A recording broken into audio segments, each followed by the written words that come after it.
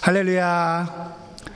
오늘의 말씀의 제목은 섬김의 본, 예수님의 섬기는 태도와 마음, 제자들의 발을 씻김으로 말씀을 나누도록 하겠습니다. 세족식의 말씀, 유명한 말씀이죠. 세족식을 해보셨나요? 세족식을 당해보셨나요? 해보기도 하고 당해보기도 하고 안 해보신 분들도 있겠지만 이 말씀으로 섬김에 대해서 나눠보려고 합니다. 그러고 보니까 오늘 말씀을 준비한 것과 별도로 어제 청년들은 또 이렇게 정신지체에 들어가서 봉사하고 섬기는 것을 몸소 실천했군요. 참 수고하고 감사합니다. 자, 그렇게 우리의 섬김을 통해서 예수님의 마음을 배우는 것은 중요하다고 생각됩니다. 예전에 우리 아내와 함께 세족식 하면 생각나는 시간이 있습니다. 물론 작년 아프리카 시간에 그 아이들을 하고도 참 좋았는데 저는 언젠가 하고 생각해 봤더니 중국에 전도여행 간 적이 있습니다. 저 시골 교회에 하얼빈에서 한 2시간 들어가는 오상이라는 곳인데요. 이 지하교회라고 그러죠. 가정교회. 거기 있는 할아버지 할머니들은 돈이 없어서 전날 토요일날 3-4시간 동안 막 이렇게 걸어서 교회에 이렇게 오시는 분들이었어요. 그래서 그분들하고 이렇게 시간을 주일날 보내면서 저녁에 밤에 세족식이 있었어요. 그분들 이렇게 세족식 하려고 발에 대야에 물을 담갔는데 발을 잡는 순간 깜짝 놀랐어요. 발에 굳은 살이 한 이만큼은 있는 것 같고 발가락과 발가락 사이에 손가락이 안 들어가는 거예요. 이분들이 평생토록 얼마나 그 맨발로 그 중국 사회에서 살면서 고생했을까라는 생각을 하면서 그 예수님의 마음을 조금 알 수 있었습니다. 그 발을 씻기면서 이제 제자들이 이 열방을 땅아 복음을 전하러 갔을 때 그 예수님의 마음 이런 걸 좀 느끼는 것이 좀 있었어요. 지난주에 그 묵상을 하는데 찬양팀 예배팀에서 이런 묵상이 올라와서 한참 생각했습니다. 어떤 묵상이냐면 나라면 다 하다가 세족식 할 때 유다 빼고 할 것 같은데 가룟 유다까지 넣어서 세족식을 해주신 예수님의 마음에 대해서 묵상하면서 참 어렵다라는 생각이 들었습니다. 여러분 어떤지 모르겠습니다. 저도 이렇게 싹 보면서 나라도 그럴 거야. 죄송합니다. 제가 목사인데 나라도 쟤는 빼고 하고 싶을 것 같습니다. 내가 좀 미운 사람이니까. 그리고 곧 나를 팔 사람이잖아요. 나를 팔 사람, 나를 배신할 사람인 걸 분명히 아셨죠. 그럼에도 예수님은 유다의 발까지 씻겨주고 있습니다. 그때 그 예수님의 말 묵상하면서 한참 속으로 묵상하면서 울었던 것 같습니다. 그 마음이 느껴지는 거예요. 이후에 어떤 일이 일어날지 알잖아요. 지금 배신하지만 얼마나 물론 자살을 했습니다. 그 가는 과정 안에서 얼마나 자신이 사랑하는 제자가 얼마나 힘들었을까 라는 생각을 하면서 그 발을 씻겨준 예수님의 마음이 묵상되었습니다. 저라면 이렇게 씻기다가 이렇게 얼굴 한번 쳐다보면 눈 마주치고서 그러지 마라, 왜 그러냐라고 할 것 같은데 그러시지도 않으시는 예수님의 마음을 깊이 생각하면서 오늘의 말씀은 섬김의 태도와 본을 보여주신 예수님의 마음을 함께 좀 나누면서 왜 유다는 예수님을 팔아야 했는지 이 이유에 대해서 설명하면서 또 세족식의 의미, 예수님의 섬김의 의미에 대해서 좀 나눠보려고 합니다. 사람들이 인생을 살아가다가 죽기 직전에 남기는 말들을 유언이라고 하죠. 행동들은 굉장히 중요한 의미가 있을 겁니다. 예수님도 당신이 돌아가시기 전에 유월절 만찬 식사 시간에 성찬식을 하셨죠. 그리고 죽음의 의미를 설명하고 있습니다. 또한 식사 후에 도중에 자리에 일어나서 제자의 발을 씻기고 섬김의 본을 보였습니다. 마지막 시간에 그분은 당신의 섬김의 본을 보이셨다는 겁니다. 본을 보였다라는 것은 이렇게 하라, 어떤 일을 해야 하는지 보여주는 것이며 그대로 하기를 따라서 바라는 마음 아닐까요? 그래서 예수님은 너희들도 이와 같이 하라라고 말하고 있죠. 예수님이 직접 보여주시는 교육이 없었다면 진정한 리더로서 그리스도인으로 섬긴다는 게 뭔지 아마 몰랐을 수도 있습니다. 하나님 나라가 임하는 방식이 어떤 건지 몰랐을 가능성이 큽니다. 예수님이 죽음 직전에 남기신 이 행위는 중요한 이유가 있죠. 요한복음 13장에서 이렇게 시작합니다. 예수께서 아버지께로 돌아가실 때를 아시고 세상에 있는 자기 사람들을 사랑하시되 끝까지 사랑하셨다라고 말씀하고 있습니다. 자기 사람들 끝까지 사랑한다는 걸 어쩌면 우리 인간적인 상상으로 어디까지인지 모르겠지만 우리들이 알고 있고 믿고 있는 것은 예수님께서 죽기까지, 십자가에서 죽기까지 가장 낮은 자로 낮으시고 제자의 발을 씻기셨다는 건 우리는 알 수 있습니다. 선한 목자가 양을 위하여 할 수 있는 가장 큰 사랑은 양을 위해 자신의 생명을 내어놓는 것이며 예수님 목숨을 다할 때까지 최고의 사랑을 부어주셨습니다. 믿으시나요? 그러한 사랑 우리에게 보이셨죠. 그리고 그런 사랑의 의미로 제자의 발들을 씻겼습니다. 저는 한 번쯤 짚고 넘어가야 될 부분이라고 생각하는 부분은 왜 그럼 가룟 유다는 예수님을 팔았을까요? 동일하게 제자들과 그 시간을 예수님과 함께 지냈습니다. 왜 팔았을까요? 왜 파는 사람이 하필 자신의 제자여야만 했을까라는 생각들을 해보게 되었습니다. 11명이 다 갈릴리 출신입니다. 근데 가룟 유다만 저 남부 지방의 약간 예루살렘 지역의 출신입니다. 가룟 유다를 다른 사람들은 어떻게 표현하냐면 이스라엘의 독립투사 같은 해방을 꿈꾸는, 정치적 해방을 꿈꾸는 열심당원이라고 말합니다. 그래서 가룟 유다는 예수님이 메시아라고 생각했습니다. 다윗처럼 이스라엘을 해방시켜줄 메시아로 생각했기 때문에 이스라엘의 회복과 영광으로 회복될 것이라는 마음으로 예수님을 따라다녔습니다. 그리고 초반에는 제법 더 신실했습니다. 어떻게 알 수 있냐면 마태를 제치고 가룟 유다가 재물을 담당했습니다. 재정을 담당했습니다. 그 재정을 담당한다는 건 상당한 신뢰가 있는 사람이야 하고 또 좀 머리도 좀 좋고 좀 이런 사람이 대부분 하죠. 하지만 유다는 이렇게 생각했습니다. 오병이어의 기적을 받겠죠. 그리고 그 병자를 고치고 피 흘린 자들의 예수님이 사역하는 걸 봤습니다. 그리고 이렇게 생각했습니다. 이러한 기적을 일으키는 것처럼 이스라엘을 구원할 거야 라는 믿음이 있었죠. 그런데 점점 그분하고 함께 있을수록 예수님은 이렇게 말합니다. 원수를 사랑해라 라고요. 로마를 사랑하라고? 라는 느낌으로 받았겠죠.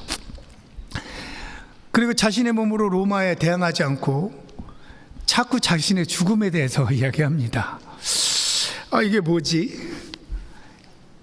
어떤 유대인들의 그 정치적 야심이나 이런 게 없이 3년이나 길을 걸고 기대를 따라다녔는데 스승이 무기력하게 십자가에 죽는다고 하니 참아낼 수 없었을 겁니다. 이제 더 이상 따라다닐 의미가 없겠구나 라고 생각했겠죠. 그러면 조용히 떠나면 되는데 굳이 왜 팔았을까라는 생각을 해보게 됩니다.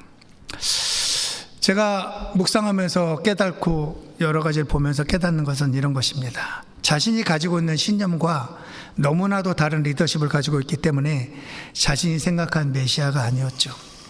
그래서 이제 유다에게는 예수는 그냥 평범한 사람입니다.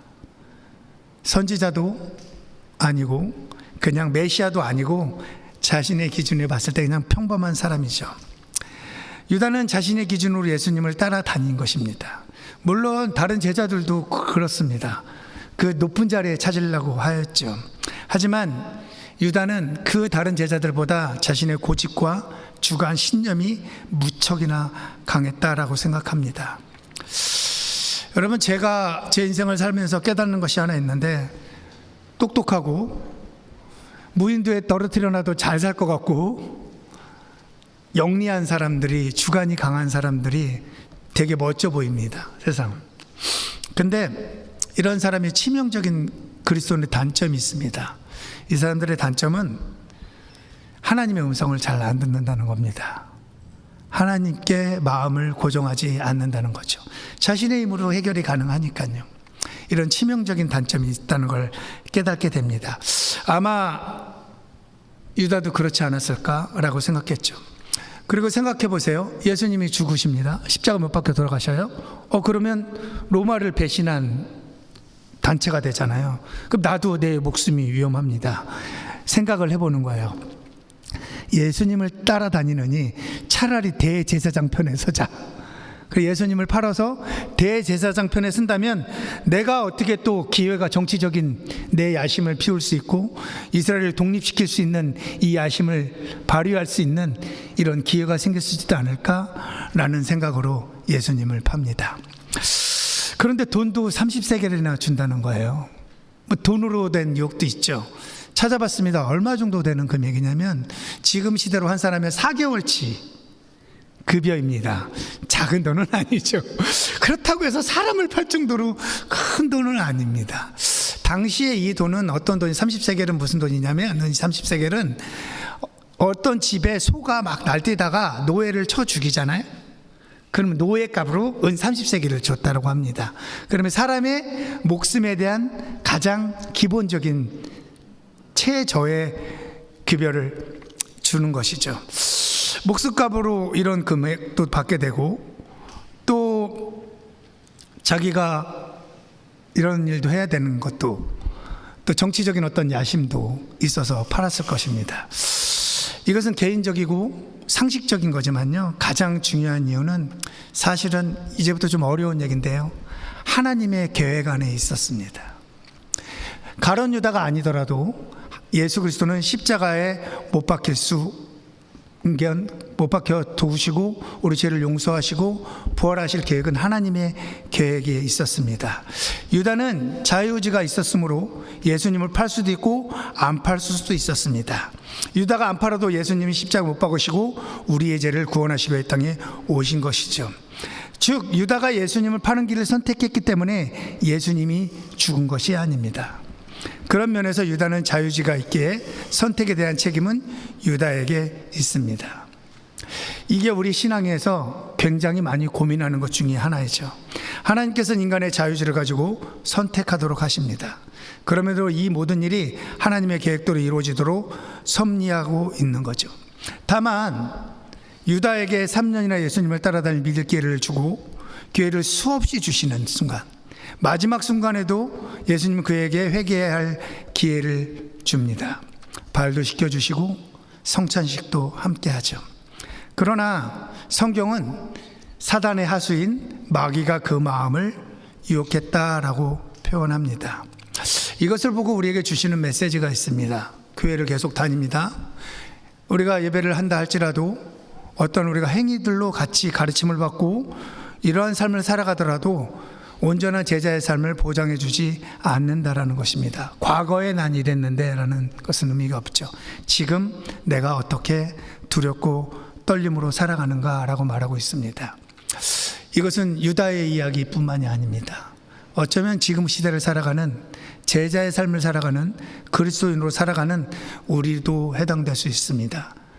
기독교인이지만 세상적인 가치관으로 교회만 왔다 갔다 하는 사람은 우리도 그 자리에 있을 수 있다는 거죠. 하지만 우리는 예수님의 마음을 깊이 생각해야 합니다. 예수님은 자신의 길을 가야 하지만 사랑하는 제자 유다를 생각을 알고 유다의 미래에 이루어질 일을 아는 예수님의 마음은 우리 깊이 생각해 봐야 합니다. 그렇기 때문에 예수님은 유다의 발까지 씻겨주었죠. 유다의 말을 씻겨주는 건요, 굉장히 중요한 하나님의 나라의 원리가 있습니다. 나는 못할 것 같은데 그분이 그 일을 하신 건 굉장히 중요한 원리가 있습니다. 성경은 이렇게 말합니다. 세상에 있는 자기를 사랑하시되 자기 사람들을 사랑하시되 끝까지 사랑하시느니라. 여기서 자기 사람들이라는 유다도 포함되어 있습니다. 예수님은 상대가 나를 사랑할 때만 사랑하는 조건부 사랑이 아니라 나를 팔아넘길 원수까지도 사랑하는 하나님의 완전한 사랑을 몸소 보여주신 것입니다. 내가 좋아하고 내가 친한 사람들만 섬기고 베풀라는 것이 아니죠. 그 백성에 속해 있고 모든 사람들에게 그런 예수님의 마음을 닮아라 라고 말씀하는 것 같습니다. 또한 마지막 순간까지 예수님은 유다의 마음을 돌이키기 위해 말로 비난하기보단 가장 낮은 자의 섬김을 선택하신 것이죠. 지금이라도 늦지 않았다, 내 사랑을 받아들이고 돌아오라는 침묵의 호사이자 마지막 기회였습니다. 저라면 이렇게 시키다가 아까도 말씀드린 그러지 마라 라고 했을 것 같은데 예수님은 그렇게 하시지도 않습니다. 왜 안 했을까요? 역으로 생각해 봅니다. 말한다고 한들 유다는 자신의 생각을 돌이켰을까요? 잘 모르겠습니다. 하지만 예수님이 말하지 않은 이유는 그 선택, 자유의지를 인정해주고 있는 부분, 자유한 사랑을 인정하고 있다는 마음이 듭니다. 우리의 삶도 늘 비슷해요. 늘 하나님 우리를 바라보시고 그 놀라운 사랑으로 나에게 끝까지 기회를 주시죠. 끝까지, 마지막까지 기회를 줍니다. 근데 우리가 어느 삶으로 살아갈지의 선택은 우리가 하게 돼 있다라고 생각합니다. 그리고 예수님은 저녁 삽시던 중에 자리에 일어나 겉옷을 벗고 허리에 수건을 둘었습니다. 당시에 겉옷을 벗었다라는 건 노예의 상징입니다. 당시에 노예들은 겉옷을 두르지 않았어요. 내가 무기가 없습니다라는 의미를 가지고 맨살을 드러내고 이런 모습을 보인 거죠. 예수님이 겉옷을 벗었다라는 건 이제 주인으로서, 선생으로서가 아니라 종으로서 섬기는 모습이었습니다. 또한 발을 씻기는 것은 당신의 유대인의 문화는 사막 모래투성의 사람들이 샌들을 신고 다녔기 때문에 집에 귀한 손님이 오면 그 집에 가장 낮은 종이 가서 발을 씻기는 행위를 합니다. 그래서 베드로는 거절했던 겁니다. 이건 내가 사랑하는 선생님이 랍비가 하실 일이 아니라고 말하는 거죠. 그래서 예수님은 이렇게 말씀합니다. 내가 너를 시키지 않으면 너와 상관없다고 말씀하고 있습니다. 상관이 없다라는 것은 무엇이냐면 매우 강한 표현으로 단순히 친해지지 않는 의미가 아니라 구원과 생명에 참여하지 못한다는 뜻이 됩니다. 다시 말하면 예수님의 씻김을 거부하면 그분과의 관계 자체가 끊어진다는 것이죠. 그러니까 예수 그리스도를 통해서 하나님하고 관계가 이루어진다라는 게 어떠한 세족식의 의미가 있는 것입니다. 여러분 한번 비교해 보시기 바랍니다. 베드로는 안 돼요 했잖아요. 벌써 예수를 팔 마음을 갖고 있었던 유다는 왜 침묵했을까요? 베드로는 사랑했지만 예수님의 마음을 이해 못한 사람으로서 발씻김을 거절했습니다.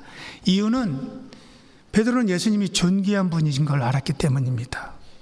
베드로는 예수님을 사랑했지만 하나님의 방식, 섬김과 낮아짐을 이해하지 못한 상태였습니다. 그래서 그는 말이라도 했고 결국에 머리까지 씻겨달라고 하는 반응하는 사람이었습니다. 반면 가룟 유다는 아무 말도 하지 않습니다. 왜냐하면 이미 마음속에 예수님을 배신하기로 결정했기 때문입니다. 자신의 신념과는 너무나도 다르기에 이제는 예수님과의 관계가 형식만 남고 실제는 끊어진 상태입니다. 오늘 본문은 이때를 이렇게 말합니다. 마귀가 이미 유다의 마음에 예수를 팔려는 생각을 넣었다라고요. 이런 비슷한 내용으로 성경의 다른 부분에서 다른 사람에게 뭐라고 말하냐면 완악해졌다, 강팍해졌다 라고 말합니다. 즉 유다는 겉으로 순종하는 척하지만 실제로는 전혀 다른 길을 가고 있는 상태였습니다. 유다는 발씻김을 받으면서도 아무런 반응이 없습니다. 이것은 무엇을 의미하냐면 은혜를 받아도 더 이상 마음이 움직이지 않는 상태를 의미합니다. 그래서 제가 계속해서 여러분들하고 많이 나누는 말 중에 하나는 그리스도인이 은혜를 잊어먹으면 그의 삶은 심각해진다라고 말하고 있습니다. 은혜 가운데 늘 감사하는 우리가 되기를 바랍니다. 한번 여러분 스스로 물어보시죠. 여러분의 지금 상황이요, 나는 베드로인가요? 아니면 유다인가요? 어떤 사람이 이렇게 물어봅니다. 자꾸 죄를 짓고 주일날 가서 회개하고 이게 너무 죄책감이 생겨요. 너무 힘들어요. 여러분 죄책감 좋은 겁니다. 죄책감이라도 있으니까 예배 자리에 나오고 회개하는 자리에 나오고 하는 거죠. 이것도 없이 익숙해지잖아요. 유다처럼 아무렇지도 않아지잖아요. 그럼 예배 자리도 안 옵니다. 회개의 자리에 가려고 하지도 않는다는 겁니다. 지금의 여러분의 상태는 어떤지 한번 점검해 보시기 바랍니다. 불편하면 주님께 찾아가는 사람인가? 아니면 마음으로 결정하고 끝났어 하고 마는 사람인가? 라는 것을 성경은 메시지를 보내고 있습니다. 또한 오늘 세족식에서 우리가 주목해야 될 것은 예수님이 허리에 수건을 둘렀다는 것이 매우 중요한 의미가 있습니다. 세상의 왕은 허리에 칼을 차고 있습니다. 왜냐하면 그 칼로 자신의 권위와 힘을 나타내려 하기 때문입니다. 다른 사람에게 군림하기 위해서, 또한 자신의 권위를 주장하기 위해서 칼을 사용하거나 칼을 허리에 찬 것으로 나에게 뭔가를 잘못하면 이 칼을 사용할 것처럼 위협을 합니다. 세상도 그렇죠. 핵무기가 있으면 강한 나라인 것처럼 그것으로 위협을 합니다. 허리에 칼을 차고서요. 우리의 삶에서도 자신의 권위와 힘을 사용하여 살아가는 모습을 발견하게 됩니다. 칼의 상징은 자신의 교만, 남들보다 눈에 보이는 뭔가를 많이 가진 것으로 자랑하려는 마음, 심지어는 외부에 보이는 자신의 은사를 마치 자기 것인 것처럼 사용하는 마음, 그리고 다른 사람보다 내가 신앙생활을 잘한 것처럼 보이려는 경건의 모양만 있는 어떤 잘못된, 외식된 모습, 그래서 뭔가를 이뤄보려고 하는 허리에 칼을 찬 모습이죠. 어느 날 꿈에서 광야를 지나며 평안이 가득한 푸른 차장으로 인도하시고 그곳에서 예수님과 건의는 제가 꿈을 꾼 적이 있습니다. 여러분 그런 꿈 꾼 적 있어요? 꿈속인데도 너무 평안했어요. 와, 예수님과 함께 있는 그 광야를 지나서 있는 그 꿈이었어요. 그곳의 시냇가에는 보석처럼 반짝반짝 거리는 것이 있었습니다. 저게 뭐지? 하고 가까이 가서 보았는데요, 그것들은 칼이었습니다. 더 자세히, 이거 제 꿈이에요. 이건 신학적인 거 아니고 더 자세히 봤더니 그 칼에 제 이름이 써 있었습니다. 아, 이곳은 내 허리에 찬 칼을 버려야만 올 수 있는 곳이구나. 이 시냇가를 지난다는 것은 내 허리에 찬 잘못된 권위들, 이것을 버리고 그래야만 올 수 있는 것이구나. 예수님이 말씀하신 것처럼 허리에 수건을 차신 그런 분이시구나. 허리에 칼을 버리고 그 자리에 갔을 때 예수님이 허리에 수건을 두르고 우리 발을 씻어주시고 이렇게 말씀하시죠. 수고하였다. 내 수고를 안다. 이제 평안하라 라는 것입니다. 그것을 깨달았습니다. 그날 꿈꾸는 게 너무나도 기억에 남아서 또 그렇게 꿈꾸고 싶다고 계속 꿈을 꾸려고 했는데 꿈이 그렇게 마음대로 꿔지지 않더라고요. 그래서 계속 기도하면서 그 길을 안내해 주세요 라고 계속해서 기도했던 것 같습니다. 기도할 때 저한테 말씀하신 그 다리는 십자가의 다리였습니다. 십자가의 다리를 지나 허리에 칼을 버려야 하는 길, 그 길을 지나고 다시 건너야 하는 온전한 평안을 맛볼 수 있는 곳이라고 저는 깨닫게 되었습니다. 예수님은 허리에 수건을 두는 것처럼 우리의 삶에도 허리에 칼이 아니라 수건을 두르며 누군가의 발을 닦으려는 마음과 태도로부터 섬기려는 겸손한 태도가 있는 것을 우리는 배우고 순종해야 합니다. 허리에 수건을 두르고 예수님의 겸손함을 닮으며 섬기기로 결정하는 삶을 살아간다면 아마 관계가 그렇게 힘들지는 않을 것입니다. 잘 이루어지겠죠. 그리고 주님은 우리의 발을 닦아주시고 온 열방으로 복음을 전하며 우리가 제자의 길을 가시는 원하는 마음을 깊이 배우게 됩니다. 여러분 혹시 교회에서 여러분에게 직책과 직분이 있다면 칼을 내려놓으시고 허리에 수건을 두르라는 말씀으로 기억하시기 바랍니다. 혹시 여러분의 직장에서 여러분의 삶 가운데 권위를 가진 자리에 갔다면 그 자리에서 수건을 두르시기 바랍니다. 여러분들 이제 곧 그럴 텐데요, 인생을 살아가면서 수건 두르기가 제일 어려운 자리가 어딘 줄 아십니까? 제가 생각해 봤더니 아빠의 자리더라고요. 이거 쉽지 않습니다.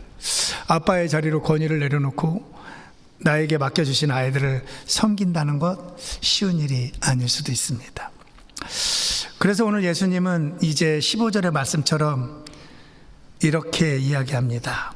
내가 너희에게 행한 것 같이 너희도 서로 발을 씻겨주는 섬김의 본을 보이라고 말씀하고 있습니다. 이 말씀의 명령은 당시에 있는 제자들에게만 해당되는 것이 아닙니다. 사랑하는 성도 여러분, 여러분이 그리스도인입니까? 여러분 예수의 제자가 되기를 소망합니까? 그럼 여러분에게도 이렇게 섬김의 본을 보이라고 예수님은 말씀하고 있습니다. 허리에 수건을 두르고 있나요? 아니면 여러분 가진 것으로 칼을 차고서 권위를 부리고 있나요? 권위는 다르게 말하면 유다처럼 자신이 가지고 있는 신념, 자신이 가지고 있는 기준들을 말할 수도 있습니다. 그것을 계속해서 나이 먹은 사람이 자신이 말하고 있는 신념과 기준, 옳은 것을 젊은 사람에게 계속 얘기를 하면 그걸 뭐라 그런지 아십니까? 자매가 안 해요. 꼰대라고 표현하더라고요. 네, 섬김의 본으로 살아간다면 참 좋을 것 같다는 생각이 듭니다. 혹은 허리에 수건을 두르시고 제자의 발을 닦아주는 것은 그들의 삶의 복음을 전하며 열방을 다니는 걸 아시는 주님의 마음을 깊이 묵상하시기 바랍니다. 처음에 말씀드렸다면 그것처럼요, 나라면 내 기본적인 성품이라면 유다까지 발을 씻기지 않을 것 같습니다. 쉽지 않죠. 근데 주님이 하셨잖아요. 그 마음 이해되십니까? 그 마음이 이해되면서 제가 엉엉 울었다니까요. 그리고 또한 그 유다가 그 예수님께 잘못하고 예수님이 하신 그 모든 것을 기억해내면서 자기가 죽으려고 하는 그 길을 갈 때 얼마나 마음이 어려웠을까라고 생각해 보게 됩니다. 그렇게까지 되지 않기를 바랍니다. 사람들이 어려움에 가면 그럴 수도 있는데 그렇게까지 되지 않기를 진심으로 바랍니다. 또한 주변에 미운 사람이 있을 수도 있죠. 쉽지 않습니다. 근데 예수님이 그렇게 하셨다고 하고 나는 너희들이 진짜 섬김의 본을 보였으면 좋겠다라고 명령하셨다면 한번 우리가 그런 삶을 살아보기를 그리스도 이름으로 축원드립니다. 혼자는 어려울 수도 있지만 늘 제가 권면하는 건 예배의 자리에 나와서 하나님 아버지의 마음을 알고 그 마음대로 예수 그리스도의 마음과 태도로 살아가고자 하는 모습을 보이는 우리가 되기를 그리스도 이름으로 축원드립니다. 우리의 삶을 주님께 드리며 그렇게 한번 살아보는 우리가 되기를 진심으로 바랍니다.